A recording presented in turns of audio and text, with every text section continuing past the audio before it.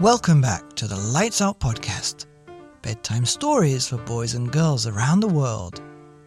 Good evening, boys and girls. Are you ready for bed? Are you all snuggled up and ready for another Lights Out bedtime story? Good, because you're in for a treat tonight. That's right. We have chapter 4 of Roald Dahl's Charlie and the Chocolate Factory, and tonight's chapter is called The Secret Workers. And a big shout out goes to all of you listeners who make this show what it is. We have a mission of 1,000 ad-free stories forever for boys and girls around the world. We're well over halfway, almost 700, and it wouldn't be possible without all you likers, followers, subscribers and thumbs uppers. Hit those notifications because we've got lots of books up our sleeves. But back to the story, because it's all about the story. The Secret Workers. The next evening, Grandpa Joe went on with his story.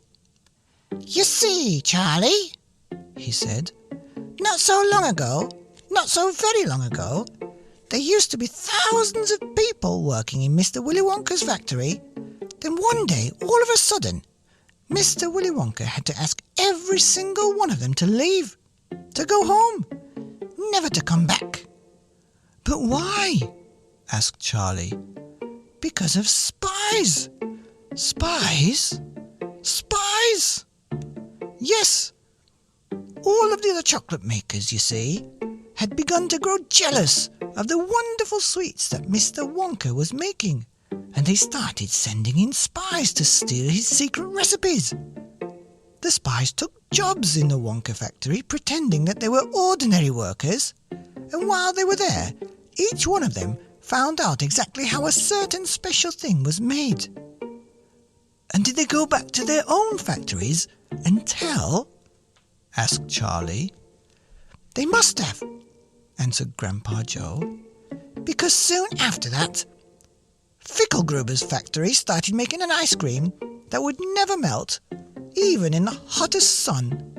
Then Prodnose's factory came out with a chewing gum that never lost its flavour, however much you chewed it. And then Mr. Slugworth's factory began making sugar balloons that you could blow up to huge sizes before you popped them with a pin and gobbled them up. And so on and so on.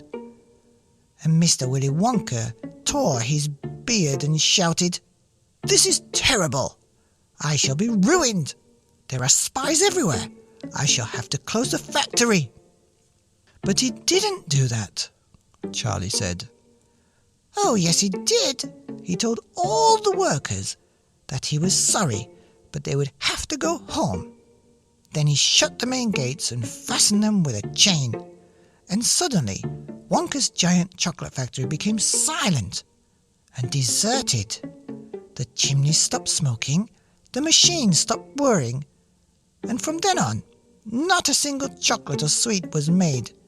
Not a soul went in or out, and even Mr. Willy Wonka himself disappeared completely. Months and months went by. Grandpa Joe went on. But still, the factory remained closed, and everybody said, "Poor Mr. Wonka. He was so nice, and he made such marvellous things, but he's finished now. It's all over." Then something astonishing happened. One day, early in the morning, thin columns of white smoke were seen to be coming out of the tops of the tall chimneys of the factory.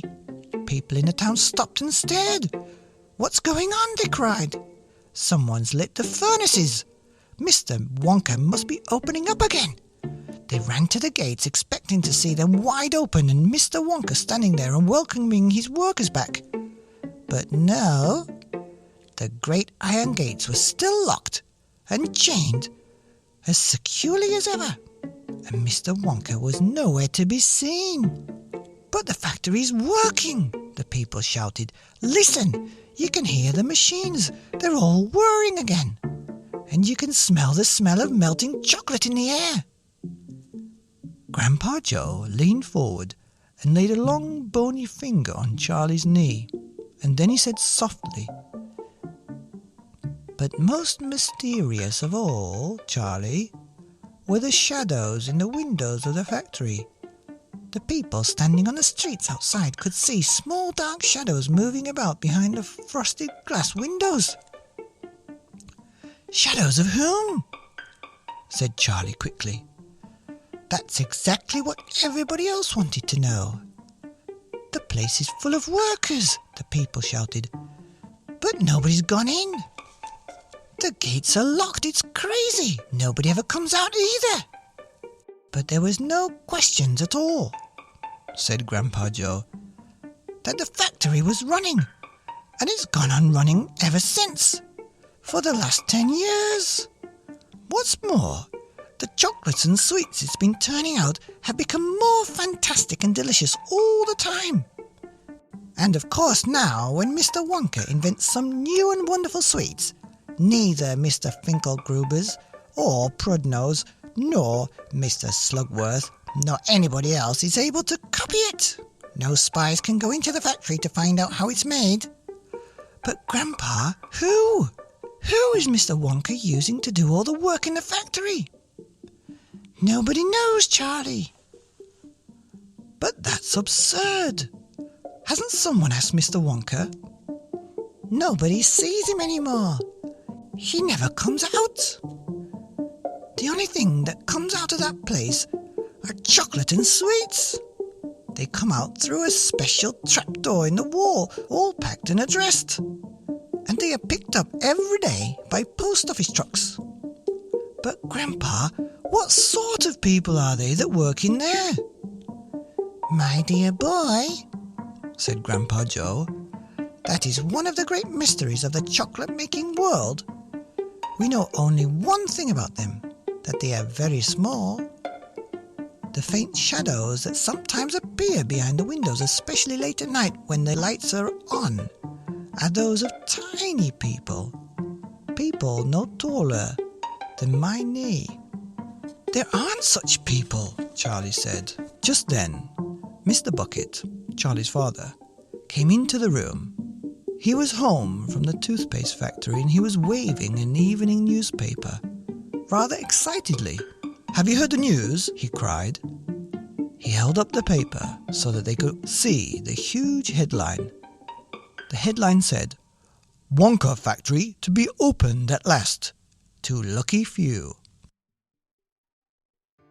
The end of Chapter 4 of Roald Dahl's Charlie and the Chocolate Factory, The Secret Workers.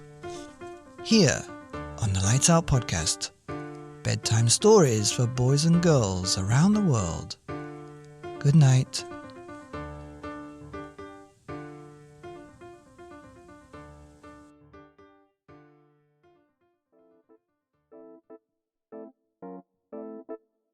Then Prudnose and then Mr. Slugworth's factory began making sugar balloons that you could blow up to huge sizes before you. And then Mr. Slugworth's the gates are locked. It's crazy. Nobody ever comes out. And of course now when Mr. Wonka invites some new and blah blah blah, nobody sees him anymore. Hey, sounds like a witch. Nobody sees him anymore. What is that? Nobody sees him anymore.